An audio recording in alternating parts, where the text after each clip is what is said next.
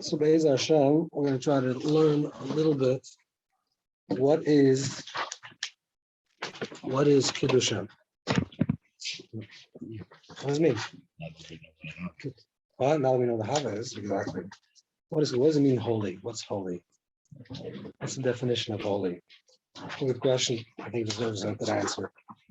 So the pasuk, everyone knows the pasuk, it's Kedoshim. Kedoshim to you should be holy. You call it Shani because Hashem is holy. What does it mean that you should be holy? And what does it mean that Hashem is holy? What does it mean that Hashem is holy? What does that mean? I mean, I can hear, I know what someone's going to say. Hashem is transcendent and it's flourish and fire, transcendent. But what is it? How do we define this really word, this idea of holy? So Rashi famously writes that Kedoshim to you means Pushim and AriZal, that you should separate yourself from the ideas of AriZal, which means any physical physical intimate issues.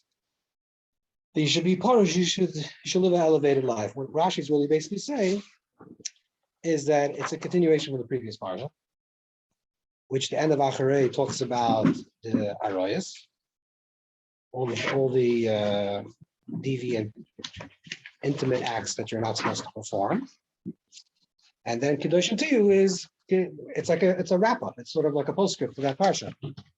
That the din AriZal we spoke about in last week's parsha. Now Pushim and AriZal means you should separate yourself from these type of things, these types of acts. But the only question with Rashi is then why does it say that Hashem spoke to Moshe, which means that seems to be like a new dibur, a new conversation. The din AriZal was over, and now there's a new conversation. So the Ramban, there's a long famous Ramban. The Ramban argues in Rashi, and he says that it's not the definition of AriZal is not specifically to AriZal, to these issues, but it's with all issues. And the famous thing is Kadosh Atzma Mutalach. Kadosh Atzma Mutalach means that you should sanctify yourself in which is permitted. What you don't need, you don't need. What you're not allowed to have, you don't have. And even if what you're allowed to have, you don't need. So precious means, Kedusha means precious. Kedusha means that you should separate, remove yourself. Yeah, remove yourself from this type of behavior. And the truth is, just very quickly, you'll see that these two, even though Ramban has a problem with Rashi, the Al Shimoni collects a lot of the Midrashim, and you'll see that this Medrash is not Lashonis. You'll see that there's two Lashonis in the Medrash. The first one is in Kedoshim, the beginning, in Yutas. It says, Parshas AriZal, Parshas Kedoshim.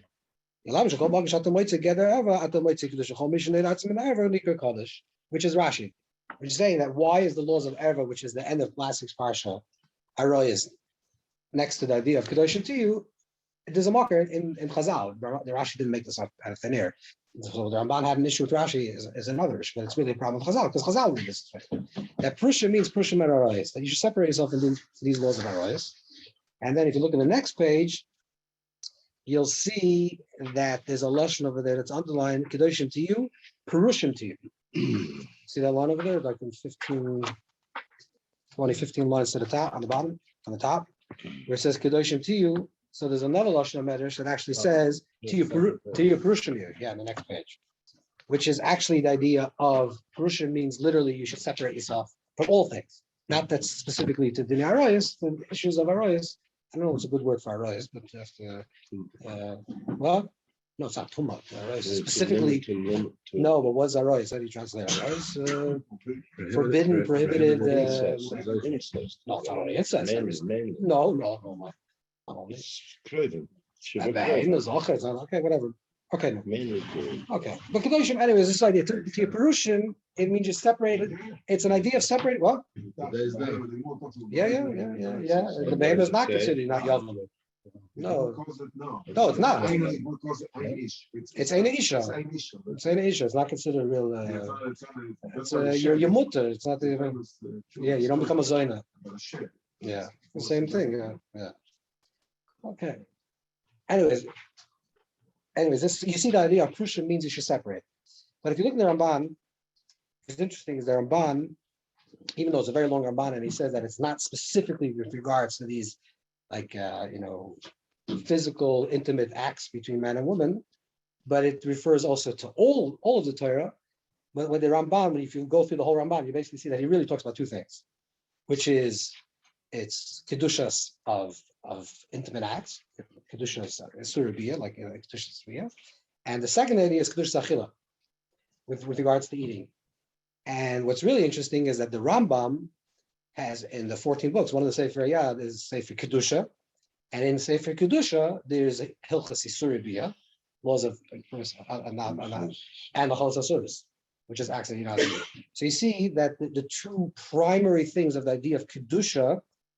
So let's back this up a second.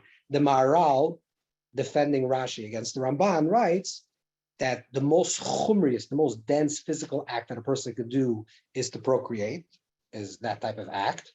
That's the most chumriest, the most dense act you should do. So when the Torah says Kedoshim, you should be Prushim, you should separate yourself, you should transcend. It's talking about from the chumriest, from this act. So therefore, it's AriZal.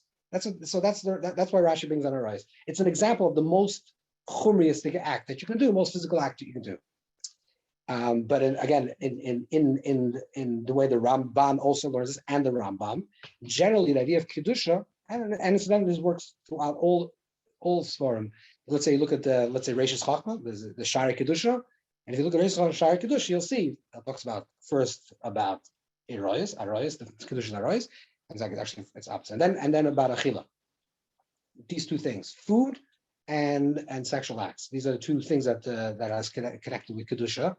And the Shalah Kaddish also, like if you learn Shalah, he has Marechas of Aleph Beis, he has Marechas Kuf, which is Kedusha, and all things about Kedusha Achila, man, about sanctity in food. Why? It was about minimizing, refraining indulgence in food. Like there's indulgence in physical acts and indulgence of food. These are the two things that you should refrain yourself, you should transcend, you should be parush. These are the particular two things. Why? Very simply, because these are the two things that we are actually like animals, that human beings are like animals. That part of Veravim and Oichel and V'shoisim, these are the two things that we actually are similar to animals. Why? Because there are two things that an animal needs. In fact, not only animal, a tree needs the same thing. There are two things that it needs to do. It needs to survive and procreate and perpetuate. That's the two things that every species does, right? You need to make sure that you survive. And this next thing you have to make sure is that you actually give over your genes to the next thing, that the tree births another tree. That's what two innate things in all of nature. Everything in nature is doing constantly two things and two things only, besides a human being. Just three things. Okay, that's Derech Hagav. That's Derech Hagav. Yeah, correct. I know. Okay, that's just that. But three like the animal. Three like the animal. But the idea is basically the animal, everything, even the plant, everything in this world needs to do two things. That's to secure its existence, and then perpetuate its existence. That's what it does. That's what's busy the entire time. In securing its existence, it needs to eat to secure its existence, protect its space. And the reason why it's protecting its space, animals protect space, is because they need to protect their food, essentially. They shouldn't be eaten, and nothing should eat them. And they should have enough food, and the watering hole, whatever they're protecting, and they continue. These two elements is basically Ratzav V'Shuv or Chesed and Gvur. That's basically what it is. When you say that the world is connected with Shidduch Midas Adin and Sarachmim, these are the two that the world is created with Din and Rachmim, which is judgment and compassion. These two things is Gevura is the maintenance of the thing. The holding is the thing that's holding itself, the power to hold itself. That's the Gevura, and the Chesed is the Ispashtas. The procreation is Chesed. That's why the Torah says, in a bizarre way, Kichesedu, correct. When the Torah wants to talk about unpermitted action, it'll say Kichesedu. Kichesedu means it's an expansion. So there's two essential qualities of the human being, and this is what Chazal are saying, really. What the Rashi, Ramban, and the Maharal, everyone's saying is that there's really two qualities that makes us human, like all other animals, like anything else in creation. And if you want to live a Kedoshim life, you want to live a higher existence. So in these things, you should be parish. You should transcend those things. That means like normally you have to eat steak, let's say, every day. So parish means I eat steak twice a week. I don't know, if you eat steak twice a week, you eat it once a week. If you eat once a week, you eat it once a month. It means parish means you don't have to give into your animalistic desires of eating and procreating. That's what the prisha is. The prisha is the separation. Okay, that's one dimension of Kedusha. That's the very, that's like the very known terminology. What is Kedusha? Kedusha means Prisha. And what does mean Kadosh Baruch Hu is Kaddish, that Kaddish only is that Hashem is Kaddish transcendent of the chubrius, of the materiality of the physical world. Hashem is not part of nature, it creates nature. Therefore, what's the idea of that we are Kedoshim to you? It means that we should be like God to transcend physical nature, the physical nature that makes us like animals. So to control ourselves with the laws of AriZal, and control ourselves with the laws of food. That's like the basic premise. If you look at this, a nice Chum-Sefer, this is the first level. The Chum-Sefer writes, that he writes on this pasuk that he says that there's like a lot of people that are parush. And he says, there's even people that practice asceticism amongst the nations of the world, even greater than big tzaddikim. The top of the line, top of the page. That the idea of asceticism is to transcend this world is because there's a hate for this world. In other words, because a person contemplates the triviality and the temporality of the physical world, so therefore a person says, let me just connect to something that's transcendent, and therefore let me not be involved, and therefore asceticism, and then people practice, celibacy and all these types of actions, and the Chum Sefer says, in a way, they're practicing even more than the Tzaddik Yisrael. So he says, look at Anachna Veikim Hashem Chaim. We that are connected to L'kim Chaim, to the living God, ain't no portion machmas sinas oilam.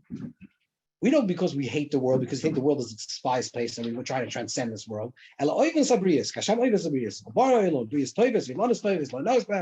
love this world because Hashem created this beautiful world. Hashem loves this world. Hashem created beautiful things in this world, and beautiful trees and beautiful creations. The idea is to be like God, to have a level of transcendence. And that's Tam Ki Kedoshim. That's what's in Kedoshim Ti, Kedoshim, not Kedoshim Ti. You should transcend this world. And you should detach yourself from the material world because you have a hate for this world and you despise this world and you think that it's an ugly place. So let me live a celibate life because unfortunately this is the language of the Rambam, which is another conversation. That physical intimacy is chaper hilano. Chaper means like it's an embarrassing act to do. So really, what would be the best thing? Not to do it because it's a sin. There's a sin to that type of act. That's the idea of asceticism. It says the Chum Sefer, no, we're not aesthetic because this is despised in this physical world. Hashem created this beautiful world. Hashem is teva tov lehitiv. It's just because we want to have a level of transcendence in the intimacy, in the intimate relationship that we have in this world, because that's the relationship that Kadosh Baruch Hu has in this world. Okay, so that's one understanding of the idea of Kedusha, which is an understanding that Kedusha means separation, some form of asceticism. That you practice like, normally you eat 3 courses, to try to eat 2 courses. You eat 2 courses, if you eat, I remember there was a big mashpia, a Chabad mashpia, Nissen Nemanov used to say that he saw Bachrim, they used to put butter on the bread. And he said, he understands that a person wants to eat butter, wants to eat bread, but why do you have to eat it together? You need to bread. Yeah, the shtavels, right, yeah, exactly, yeah. Exactly. So this is like a story, like, I'll tell you another story, but yeah, this idea of asceticism, like, you have to ready eat it, You ever heard of Mendel Futterfass? There was once a big thing. So Mendel once when he came to America, he saw someone eating, I guess maybe it's probably to Israel, saw someone eating a falafel in his hand. He says, Mela, if you want to eat a falafel, fine, but why can't you eat with a fork and knife? Why do you have to eat it with your hands? I get exactly. We can explain it to him. But the idea is that there's a little elachite, a little hechakite, a little higher in what becomes from the chumash. Exactly. So you transcend it exactly. You show that you're in control of it. This is one madriga. There's a shtickle from Kelis Yaakov, which is a Talmud from the Chayzer, it's a big makubal, and he writes, it's basically teaching from the AriZal, that it's lifi the erechim. So on Ois Kuf, on Kaddish, he says that what is Kaddish? This is B'Shem Ari. A Kaddish is Davuk b'chinas Yisod Malchus. See, it's the next page. That Kaddish means someone that's Davuk with Yisod and Malchus. It's on the bottom of the page, on the left column and the right side, on the left side and the right column. That there's 2 midas. There's midas Yisod and Midas Malchus. So Yisoid the Malchus, in very, very simple, like very down to earth levels, is Yisoid is, let's say, Kutchabrichu, and Malchus is Shchinte. That when you say L'Shem Yichud Kutchabrichu Shchinte, you do a Yichud between Kutchabrichu and Shchinte. Kutchabrichu is transcendent, and Shchinte, the Shechina, is the presence, the immanence presence. So the Yisoid, the Malchus, is, he's saying that Kodesh is a person that has Dveikus, Bechinas Yisoid Malchus. Someone that has Yisoid, a Dveikus, a connection with Yisoid and Malchus, which literally translated would be transcendent and immanent. Nikra Kodesh. This is what it says in the Zohar. Bezev you masham AriZal. Call anoider atzim mina erva nikra Kodesh. That we have Chazal in this week's parsha. If a person separates himself from the ideas of erva, consider holy. Shaykiadesh shmiras brisoi nishskasher bebechinis yisoid umalchus mila upriya. That generally midas yisoid Kaddish is connected to Yisoid. But Yisoid, he's saying, is not that it's the only Yiskashis to Midas Yisoid to the middle of Yisoid, but it's also Yiskashis to Midas Malchus, which is Mila and Priya. There's two things that happen in the a little bit different. That the Mila is the Zachar of the is the Zachars of the Mila, and the Priya is the Nakvus of the Mila. Because what you do with Priya is in Megala da Torah. Right, so the Gila of that Torah, the revealing of that Torah with Priya is revealing a circle. There's a circle as Malchus.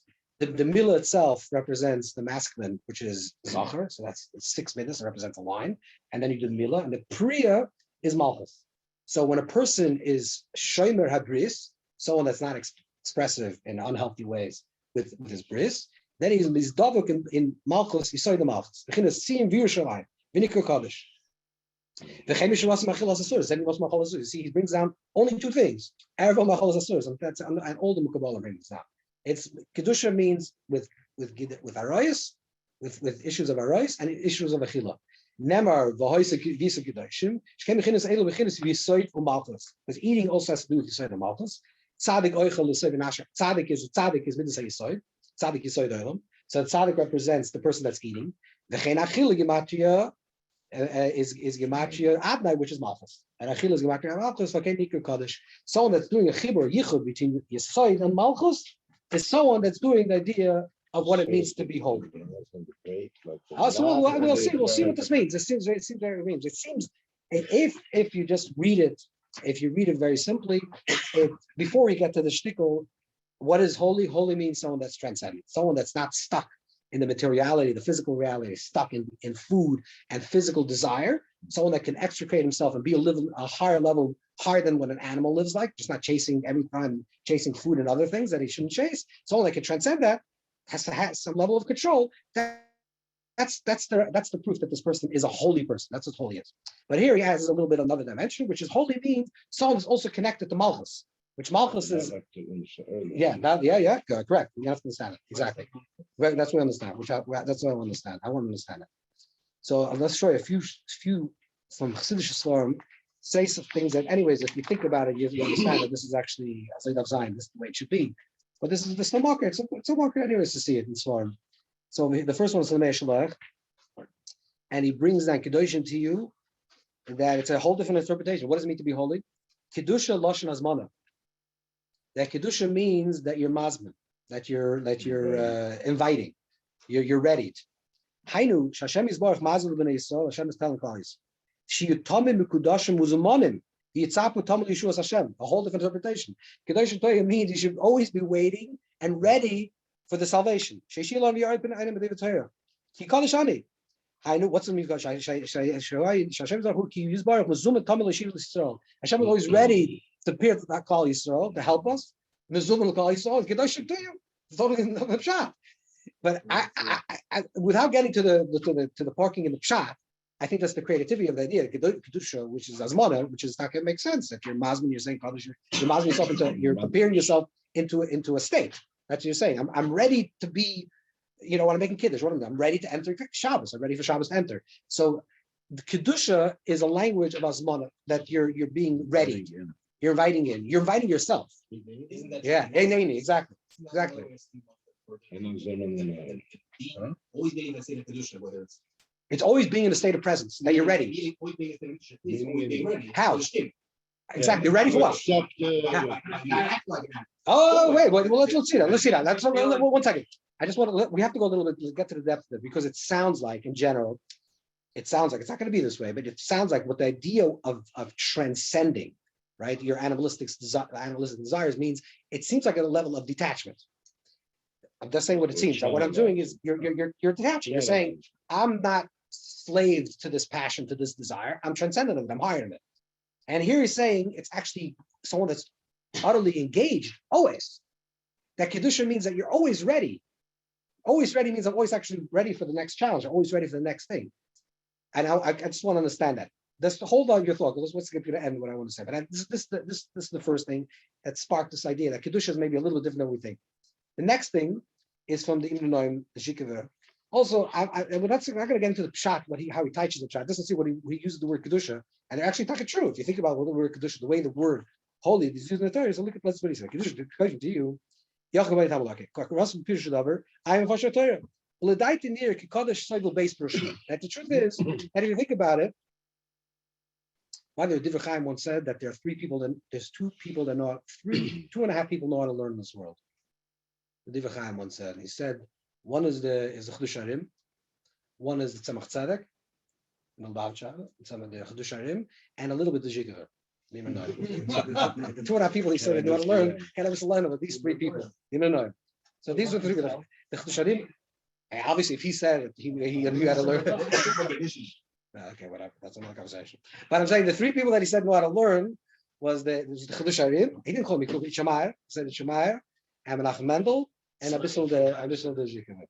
That was the 3 people that he said that. I don't know. Anyways, Zhikr has very creative players, but in Pshat, he has a very good Pshat. It says, Sogel base Perushim. Echad, Lifresh Asim Menachet. One is the idea of Lifresh Asim. Lifresh Asim, Perushim to you. What does it mean? Litzamtzim is Tavosim. A person should be Kaddish Mutzlach, means you're restricting. That's the idea of Kedusha. That's a Pshat. Restriction. Gamish Lafar says Kedoshim. He says you could also take Kedoshim actually the opposite. Loisi Kedusha. What do you mean Kedusha? Kedusha being Kedusha other. You're ready for you're open for everything. Represents Yibu Hashefa. Okay, he's going to give Muzumenis. That's what I'm saying. Muzumenis means the opposite. Kedusha means right, exactly. He's available. Kedusha means I'm separated. I'm totally not available for anything. Actually, I'm separating from availability. Yeah, there's Zima. Exactly. Zima's the same thing, same person. That's the same thing. So in other words, you're seeing that Kedusha, the word Kedusha inherently, which we classically say nifresh mararois means to separate, transcend, friend, also means actually to be mispashet, to be ready to be mispashet, to ready to expand. So what's the oimek? Let's go to one other marker over here. Actually, now a few more markers. But this is also very famous. This is from the Ramchal. Ramchal. So it's a matter of perspective. Let's see. You move from this and you dove. So how do you do that? How do you do that nafshi stick? How do you do the nafshi? Because you summon to the emotions. Wait, are you sure? Only let's see. Let's see. How does it? What does it mean to mizon? What does it actually mean? Okay, so let's hold a second. So the Ramchal, the nice thing with Mesil Zisharim is the very nice thing with Mesil Zisharim is the Ramchal organizes things very, very clearly, and he writes very clearly what these things are. And there's no Kedusha because it takes from Chazal. And like the Ramchal, like the Ramchal writes in the Akdama that he's not machadish anything. He's just this is a reviewing of things. So he talks about midas atara, which is you should only take from the world what you need. It's only the essential ingredients that you need from this world. The necessity. You shouldn't have any enough. For taiva, just take minimal. It sounds like a very ascetic type of thing. Take whatever you need, leave very meagerly, and to survive. But then when he gets to Midas HaKedusha, which is Peir Chavav, which you have on the next page, he writes a little bit different. Over here, he writes that Shaktar. So right, so it's Shaktar. You have to find it. So he says like this. He says, "India Kedusha Kafalu. Kedusha. What Kedusha means? What does it mean to be holy? The Hainu Tchilasi Avoida, the Soife Gmul. Tchilasi Ishtadlus, the Soife Matanim. Beginning of the Avoida means the beginning of work. It's actually work, but at the end, Kedusha comes like on its own. It's a gift. It's rewarded. And what is Kedusha? it is like this. Even the things when you're doing because you need, you're still doving the Kadosh Baruch Hu. Okay, he says that you still have dveikus, no matter what you're doing, even you're eating and doing whatever you have to do, you're still feeling connected. He said this is a very difficult thing for it's a very difficult thing for you and to actually experience. So what is it? How does it work? And therefore, I'm saying that this level of having this type of dveikus, a type of connection, even while you're sitting and eating and drinking, is some type of gift that you're given. And then what he says, "Vein isham eskadish." You go to the next page. Vein isham eskadish b'kedushas boiroi afilu ma'asav agash m'choizim liyas yoni kedusha mamash. Yeah. Okay. Then it goes all the way by the end. Then when you reach the highest level of Kedusha, then whatever you're eating is like a carbon. It's like an offering. So the famous pasuk when it says that right? When it says that they saw and then it said they saw and then they sat down to eat. So the simple interpretation is that the Vayechel Vayishtu was actually a negative thing, right? That even though they saw, somehow they sat down and ate. God, I just saw that in Torah Oil, the Ramah writes about this. The Ramah wrote a few books on, I don't know if you know this, the Ramah wrote also Svarim on like philosophy, very like, in his style of philosophy, sort of like the Maral in that style. And in Torah Oil, it's a big sefer. He writes on all the Karbonis, Torah Oil, and it's about Karbonis. And he talks about all the Karbonis, but he talks about it in a very detached philosophical level. The famous one is Mechir Yain, which he wrote on the Megillah, which is also the same thing. So this same thing, when he talks about the Achilas Kohen, he said the Achilas Kohen, which is kind of strange. He said the Achila is a metaphor. It's a mosh. Obviously, he's not saying that it's only a metaphor. He's saying Achila is a type of asaga. That when it says that the Kohen ate, okay, no, but he's talking about the Achilas HaKohen. He says when the Kohen eats the carbon, what's that Yishuchon Gavoy Ka'achu that they actually receive means that he has a asaga in Achtas Hashem. That it was so permanent, so internal that his understanding that when he was offered the carbon, he was makir the akara. He had such a akara in the Yichud Hashem as if he was eating, as if like physically when you eat something it comes internalized. So when his asaga was so high that it was internalized the awareness of the oneness of Hashem. It says most people that brought the karbanos were not in that state. Obviously, they weren't in that state of Yichud, and they were still dealing with sin. But the Madregas HaKohen was he was at the level of Achdus that he was able to eat Ruchnius, eat the philosophical construct of Achdus Hashem. But in Chassidisha pshat of the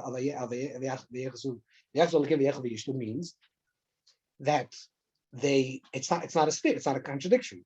That they were in such a state of Ayachzol, such a state of unity, such a state of Dveikus, that even their achila, even their eating was holy.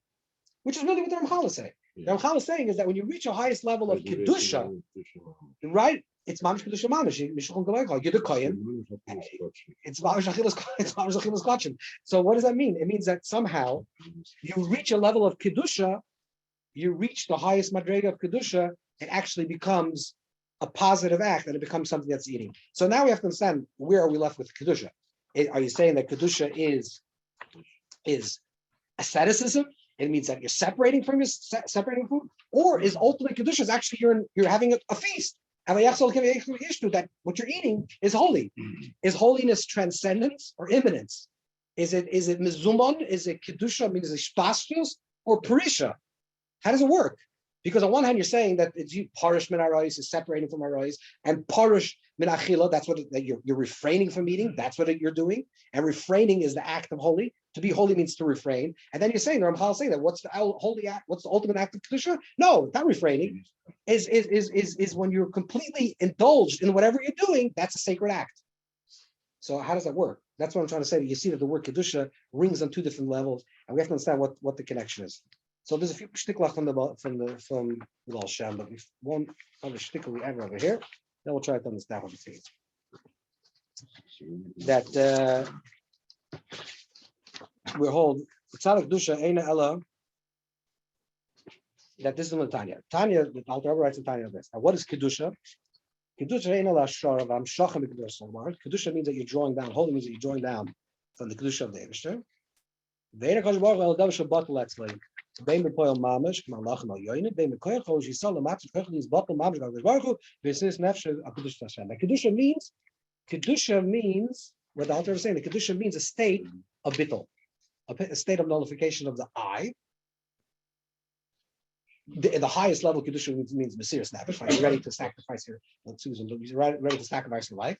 But Kedusha means that you're in a state of transcendence of your egoic I, your selfish I. Okay, the I that we spoke of before is there for your survival.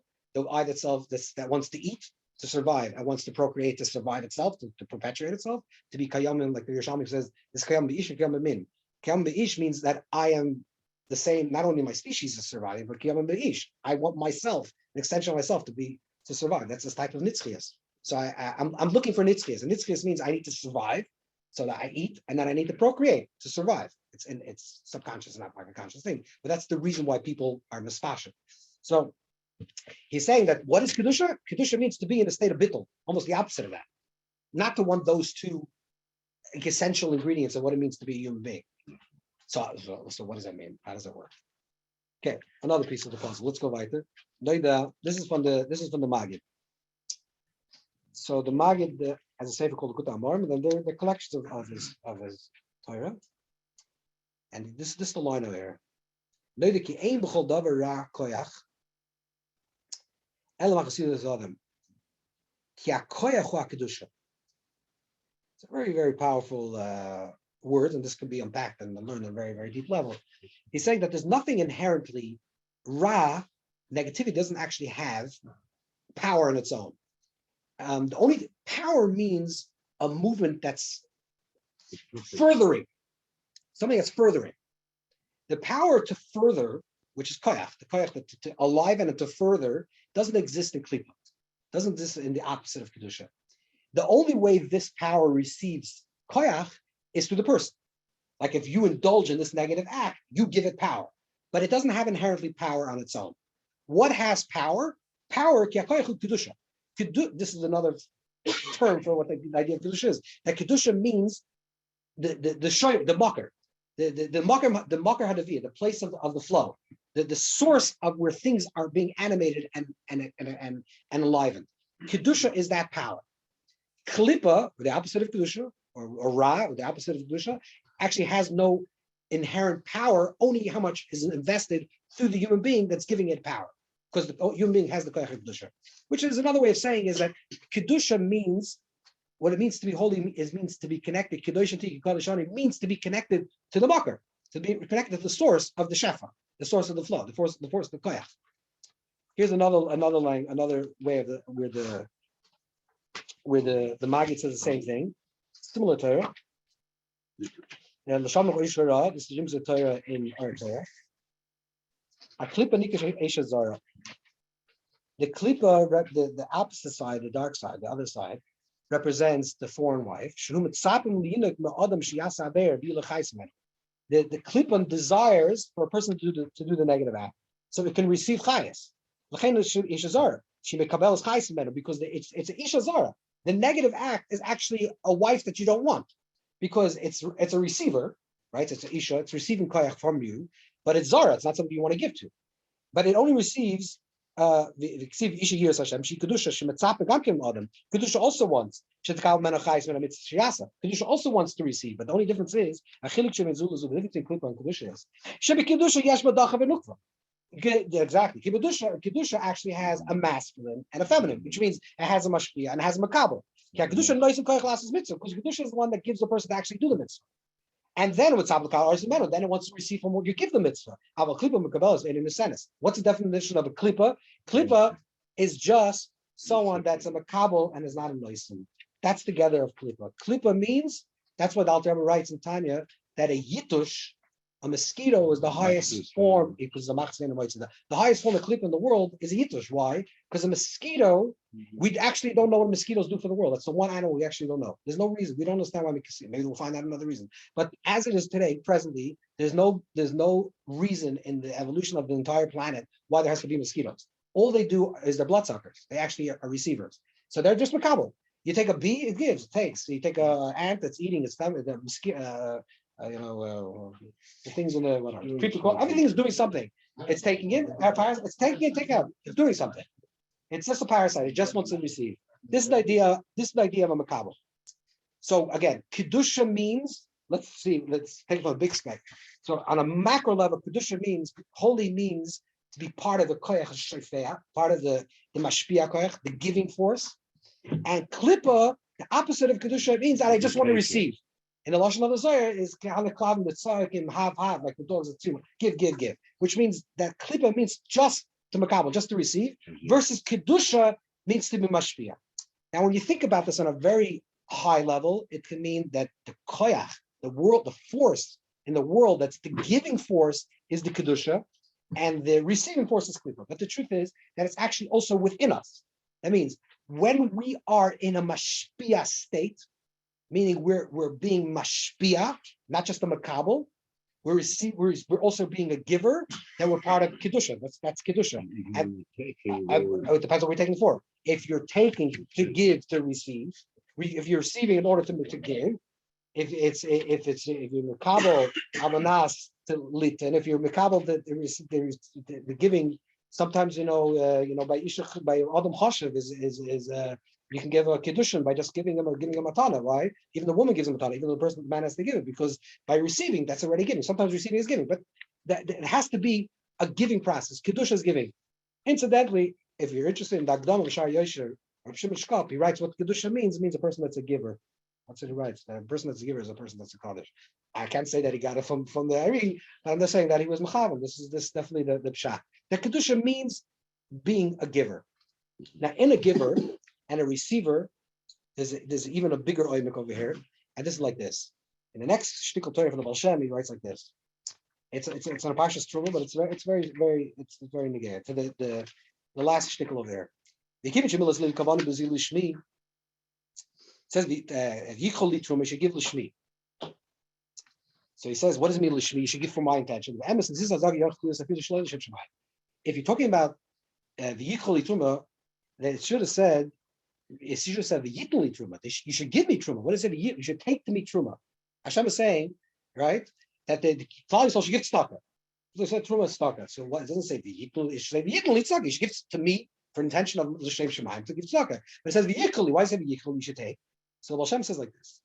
Tzedakah could be even L'Shem Shemaim. You can give tzedakah. L'Shem Shemaim, right? There's 8 madrigas of tzedakah. You can also give L'Shem Shemaim, right? The Gemara says Rosh Hashanah. You can do that. And Tosfos said by Yid it's always by going out, because by Yid, no matter what, he's still going to give tzedakah, even the Chas Shalom that didn't work out. So Amalasi Yechibni, it's tzedakah. After Kibbutz should became Dover. So if you're allowed to give tzedakah L'Shem Shemaim, not for higher intention, so how could it say the Yichli Truma when it says Li Lishmi means you have to give Truma Lishmi, but it's not true. I can give the Truma and it's not Lishmi. So he says, no, that's the Yichli. Then it says the pasuk, the Yichli Truma means that you should take it to Truma. Shegir HaMekabel tzedakah Lekabel Oisel L'Shem Shemaim. The receiver of the tzedakah should make sure it's L'Shem Shemaim. Maybe the guy that gave the tzedakah is not L'Shem Shemaim, but you should receive it L'Shem Shemaim. So the kabel tzedakah L'Shem Moises actually. Tzarechli is nafshe. This is basically you should the ikar is that you should makabel tzedakah L'Shem Shemaim to receive it in a proper way. What the Baal Shem is actually saying is something fascinating, because you read it, okay, it's a nice word. Saying something very fascinating. What he's really saying is that everything in the world that you experience, sometimes you think that you're the giver, and sometimes you think you're actually just the receiver. You're a recipient of life. Okay, you're walking down the street, someone honks the horn to you. I just received it. You're walking down the street, someone says something to you. I'm receptive to it. The sun is shining. I'm just receptive. I'm just receiving from life. How am I participating in it? Comes along with Shem and says, not true. Every time you receive, you're actually also being a mashpia in the way you received it. You're actually transformed from a receiver to a giver the moment you're making the choice to actually proactively be engaged in this process of the unfolding, right? If I just see a sunrise, I see it. I'm just a makabel. So if you tell me hello and I receive it, even if I answer, if I just receive it, I'm just a makabel. The moment I own that experience that's coming from the outside and I reinterpret it in my own consciousness to to a certain state. Like I decide what I receive from you. Let's say you said something angry to me, let's say, but I receive it in a positive way, right? So who created this world? Who created this dynamic?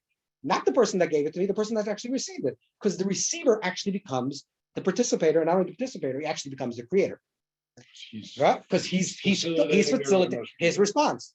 Yeah, because it says that this is the third concept of occurring in the communication. Okay, fine. So So, he received, it's very good. I got it. I just signed your book. I got it. He gave it to the thinker. Yeah. I'll say Yeah. But that's on a very practical. That's a very level. practical. That's a practical you're receiving. I'm talking about what he's saying is that there's no such thing as saying that if you show up to life, let's go back to what he's saying. If you show up to life and you're just receiving from life, you're a makabel. If you're a makabel, it's klipa. If I say I'm just a receiver, I'm just a recipient of life. I'm just reacting to the things that are happening to me. That is the definition in the Baal Shem's eyes. That's the definition of klipa. The moment I switch that around and turn it, that's not the definition. That's the Magid. The moment I switch it around and I say that I'm actually becoming a mashpia in the experience. Okay, so I don't know, whatever happened to me, what I received is one thing, but I'm choosing to make a response consciously to be involved in the response of that. I'm choosing actually to show up to the experience, to be muzman, to prepare myself to the experience. Now I actually become the mashpia of the experience, and I become part of the koyach, part of the shefa, part of the kedusha. Okay, so let's try to wrap this up. Try to think. So what's the idea of kedusha here? So now we have, on one hand, you're saying that what is kedusha? Kedusha means transcendence. Kedusha means prisha, memorized. That prisha means a separation. On the other hand, you say kedusha actually means these pashas, that you actually can expand yourself. So the idea is like this. The reason why, let's try to, and then kedusha and klipa is the difference between giving and receiving. The reason why we get so entrapped by the chumrius of things, by the physicality of the things, and the allure of the tangible desire, is because we just want to receive from it, and we're constantly looking at what can I receive from this. I can receive pleasure, I can receive food, whatever I can receive, and I'm looking how I can receive from life. Now, if a person can practice kedusha, which means if they can strip themselves away and have a little bit of an experience of transcendence, of detachment from that, the moment they detach themselves from the experiences of life, not for the intention to detach themselves to be impartial and completely detached, but the intention of the detachment is so they can proactively engage from their place of their choice. Because when you're stuck in a certain structure of me receiving, and I receive what you're giving me, that's what I receive. I didn't make the choice of what I want to receive. I'm actually owned by you. So what's kalipa means that I am not the owner of the food. The food owns me because the food tastes good, and therefore I have no choice in the matter, but I must overeat. You're following? That's the oimik of the metaphor. The oimik of the metaphor is if I can't practice some level of detachment of it, I am actually not in control of it. So the reason why a person is a baltaiva, a person has addiction, or whatever type of baltaivas is, what is the person saying is, I actually don't have control how to act. Why don't I have control? Because I'm just a receiver. I am actually not the creator of my life. I'm the receiver of my life, and that's what the Baal Shem is saying. That's the level of klipa. Klipa means that you're just coming to life from a place of receiver. If you're coming to a place from life from a place of receiver, you actually become completely, entrenched in the taivas that you desire because I have no control. So what you have to gain first, so this is it's like a different pronged type of level of Kedusha, has all the different elements to it. If I can detach myself from the desires that I have and look at it for however you detach yourself, you can do it in many different ways. That's already your own process. However you detach yourself, you can detach yourself by recognizing the triviality of its nature and the temporary state of desire that you receive, and the temporary, and it's fleeting, and it's not real. Whatever mental state that you get yourself in, the moment you can detach yourself from something, from everything, actually, that's what Kedosh is. I'm detaching myself from what it means to be human. If it means to be human means to eat and to procreate, because that's what animals do on a very simplistic level, I'm saying I'm not. I don't have those desires, or the mitigate. I can actually make them smaller. I have a level of transcendence. I can be bigger than that. Watch, I cannot eat. You give me a good food that I generally like, and I'm not going to eat it. I have control. The moment I do that, and I step aside and I transcend from that, that's the moment I gain control of my life. That's the moment I become actually a mashpia, not a makabel. The moment I become a mashpia, I become a giver, and not a makabel, I'm actually connected to Kedusha. Because what is Kedusha? Kedusha is actually the mashpia, is the giver, is the thing that's giving highest to this world. And everything else is actually dead. And another way of saying is everything else in the world is actually is dead. Dead means that its energy exists within itself, and it's not furthering itself.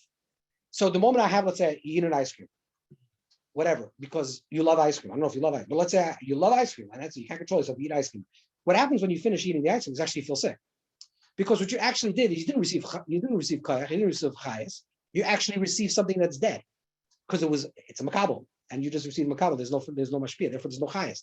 There's no life. But when you go the opposite direction, when you choose to separate and you choose to transcend that which allows you then to be engaged in a healthy way, then you actually become the mashpia. So what is Kedusha? Let's go back to the question. So what does it mean to be holy? Holy doesn't mean just transcendence. That's like a half of the picture. Holy doesn't mean just being ready, being engaged. And holy doesn't mean just dispassionate. It actually means all three together. It's when I reach a place of transcendence, I can be me, or you, could be totally ready, mezuman, to be mispashet in what you want. Because you're the controller, you're the mashpia. So that's why he says, when you're going to reach the place of detachment, which is the place of vekus, because I'm not a material, I'm connected to Hashem, I'm connected to something that's transcendent of that, I'm connected to something that's higher, and then I'm going to choose, because Hashem wants I should eat a meal, I'm going to be mazim myself, I'm going to prepare myself, and be ready to eat the meal. And that's what it means to be mezuman. That's what the Ishmael is saying. Mezuman means that a person is always ready. Like I said, the word hineni is a very good word. If I am living my life from a receiving end, makabel, I'm never ready. Everything's just thrown at me. I feel like, well, what's just happened? This happened to me. That happened to me. I'm just, what's going on? I'm just receiving all this constant, things are thrown at me my whole life. And Baal Shem says, no, nothing's thrown at you. You could choose to live that way. You can feel like everything's thrown at you and things are just happening to you. Or you can choose and say, wait a second, actually, I'm the mashpia. Nothing's thrown at me. I'm actually choosing. I have a choice how I'm going to react to every single thing that's happening to me, and how I act to that thing and actually creates that reality. That's v'yichol l'shmi. It's not going to be the guy gave truma for no reason, and he gave me for a bad reason. But I don't have to choose to live that way, and I can choose to receive in a way that I'm actually the giver. So the moment you choose to receive, to be open to life, to be creative in life, to be the mashpia in life, is the moment you're actually living a holy life. So holiness doesn't come, and I think that's maybe even the oimik what in what the Chasam Sofer say, that the asceticism of Kedusha, which was seen, the holiness of this detachment, what he was saying is, that's a Kedusha, that's asceticism, that's just because I hate this world. I don't hate this world. I love this world. I'm Muslim, it's Hashem's world. And I have to do this correctly. I just need to do it correctly. That's the answer. I have to eat, but I have to eat correctly. I have to have relationships, but I have to do it correctly. So who's making that choice? I have to make that choice. So the moment I make that choice, my food becomes holy, and intimacy becomes holy, and every act becomes holy, because it's not just what I'm receiving, it's what I'm participating. What's the overlay narrative that I'm projecting into the story? And that's where I'm going to live my life. Okay, so you understand a little bit what Kedusha is? This is what Kedusha is. So Kedusha is transcendence that allows a person to be utterly engaged, and because a person is utterly engaged, you can be engaged with everything that arises in this world, because you're an actor, you're a mashpia, you're a giver in this interpretation. You're not just a recipient of life. And to be a recipient of life is to be stuck. When your person is a recipient of life, that's when the person gets stuck. I'm just looking to fill my life with good things. Okay, so this desire, that desire, I'm just trying to fill myself. And that some days is bad days, some are good days. But I'm just a recipient. Or I take control over my life and I say, no, wait a second, I'm actually the boss. I have control. I can decide how my life is going to look like. And if I do that, I'm Kaddish, I'm holy. So holy doesn't mean to sit on top of a mountain without an underwear. I mean, that's not what holiness. Holy means actually to be Kaddish Ani. What Hashem says. What that's by the way, that's Yisoid the Malchus. That's getting back to what the Kedusha says. What's Yisoid the Malchus? Yisoid represents the transcendence, but it's not transcendence of nothing. It's Yisoid that has Malchus. right? The idea, if you go like in the Rambam's version on the Moira Vuchim, why do you do bris milah? Why you circumcise a child? Is not that the person should have no desire. He should have less desire and choose desire. Because if you have too much desire, then you get subsumed desire. So he's saying, no, you're in control. You're a Baal bris. You're a person that has seichel. You're a person that can make control of your life. That's the yichud you say in the Malchus. Not that I despise this world. Why should you despise this world? Who created all the beautiful things in this world? Hashem created it. The problem is when I'm just a makabel, and then it's klipa, then it's negativity, then it's subsuming, then it sucks me, and then it becomes just an animal. Or I'm transcendent, and I'm higher than it. I'm like a malach, and I'm a place of yisoid, I'm a place of kedusha, and I'm recognizing what's arising, and I'm choosing to actually have a full meal, and it's a sacred act, and it's a holy act. This is what Kedusha is.